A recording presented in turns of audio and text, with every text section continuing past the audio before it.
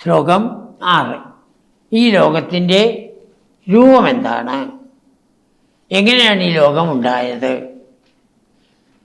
മുമ്പ് 5-ാമത്തെ ദശകത്തിൽ പറഞ്ഞിട്ടുള്ളത്. 5-ാമത്തെ ദശകത്തിൽ ലോകമുണ്ടായത് പറഞ്ഞ് 6-ാമത്തതിൽ ആ ലോകത്തിൻ്റെ വിവിധ ലോകങ്ങളെ എടുത്തു പറഞ്ഞ് അതുകൊണ്ട് ഭഗവാന്റെ വിരാട് രൂപത്തിനെ വർണ്ണിക്കുന്നു. 6-ാമത്തെ ദശകത്തിൽ വിരാട് രൂപനാണ് ഭഗവാൻ. അതായത് പ്രപഞ്ചം മുഴുവൻ നിറഞ്ഞു നിൽക്കുന്നവരെന്നർത്ഥം. ഭക്തിയോടുകൂടി ഭജിക്കുന്ന ആൾക്ക് മാത്രമേ ഇത് മനസ്സിലാക്കാൻ സാധിക്കൂ. അയാൾ നോക്കിയാൽ അങ്ങനെ രൂപമൊന്നും കാണില്ല.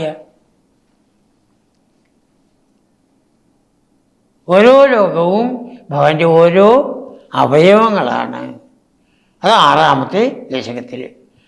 അപ്പം 5ഉം 6ഉം ദശകങ്ങൾ നമ്മൾ നന്നായിട്ട് പഠിക്കുക തന്നെ വേണം. എങ്ങനെയാ ഭഗവാൻ ഉണ്ടായത്?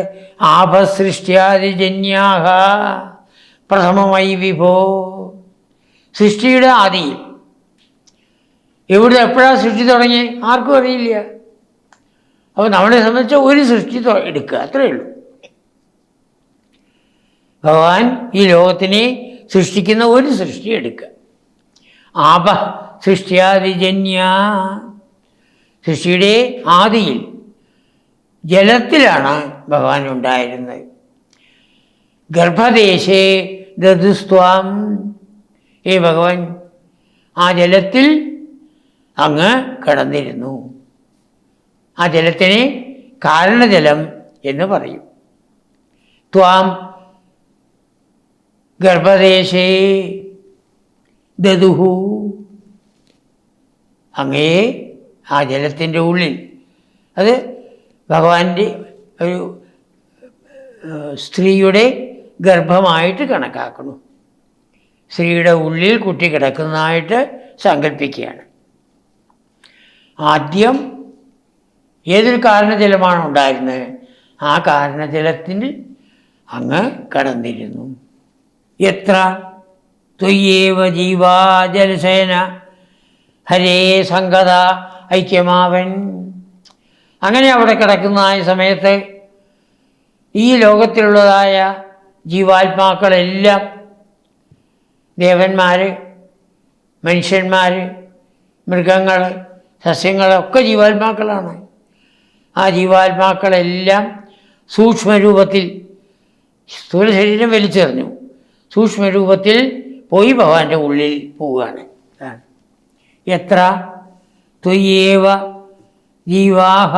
ഭഗവാന്റെ ഉള്ളിലേക്ക് അവരെല്ലാവരും സംഗതാഹ, ഉള്ളിൽ പോയിട്ട് ഐക്യമാവൻ, അവിടെ ഒന്നിച്ച് ആ വയറിൽ കിടന്നു. അങ്ങനെ കുറച്ചു കാലം കഴിഞ്ഞു. അങ്ങനെയുള്ള ആ ജലത്തിൽ നിന്ന് തസ്യാജസ്യ പ്രഭോ. അജനാണ്. ആരെക്കുറിച്ചാണ് നമ്മൾ പറയുന്നത്? അജൻ, ജനിക്കാത്തതിനെ കുറിച്ച്. ആ ജനിക്കാത്ത ഭഗവാന്റെ ഉള്ളിൽ അവിടുന്ന് ആ നാഭിയിലൂടെ ഒരു പത്മം വരുന്നു. വിനിഹിതം അഭവൽ പത്മമേകം. ഒരു പത്മം എവിടെ വന്നത്? നാഭൗ, നാഭിയിൽ വന്നു.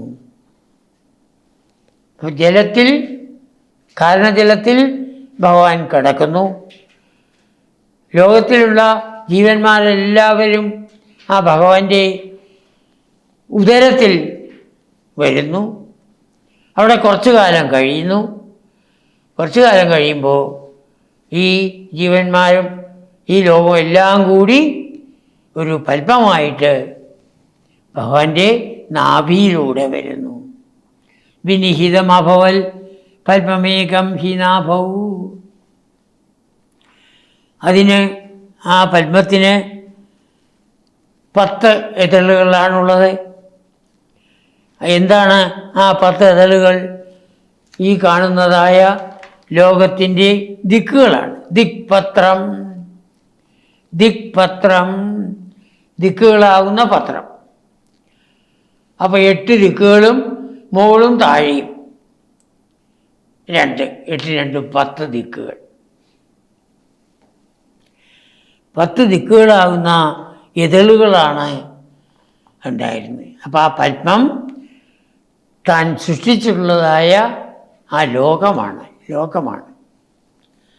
കനകധരണിവൃ കർണികം, ആ പത്മത്തിൻ്റെ കർണിക മഹാമേരു പർവ്വതമാണ്. ആ പർവ്വതം പോലെ നടുവിൽ ആ കർണിക നിൽക്കണു.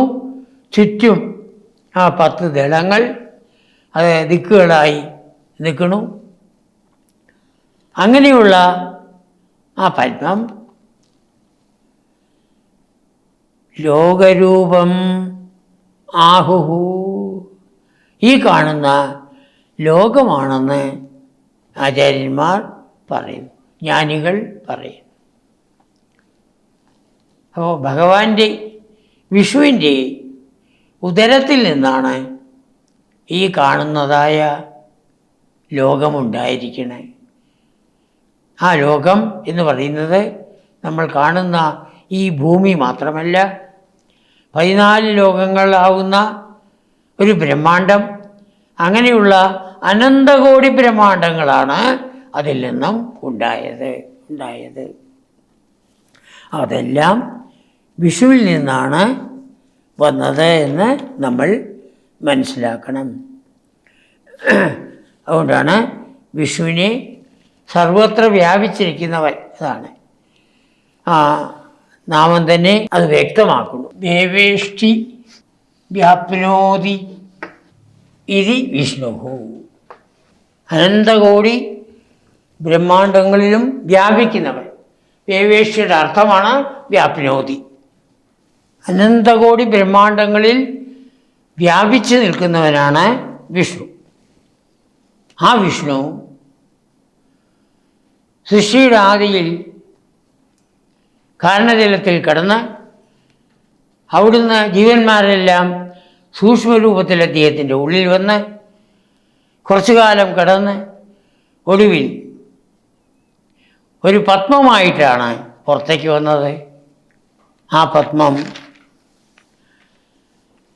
മഹാമേരു പർവ്വതമാകുന്ന കർണികയോട് കൂടിയതും 10 ദിക്കുകളാകുന്ന ദളങ്ങളോട് കൂടിയതുമാണ്. അതാണ് ലോകത്തിൻ്റെ രൂപം. അതാണ് അനന്തകോടി ബ്രഹ്മാണ്ടങ്ങൾ ആയത്.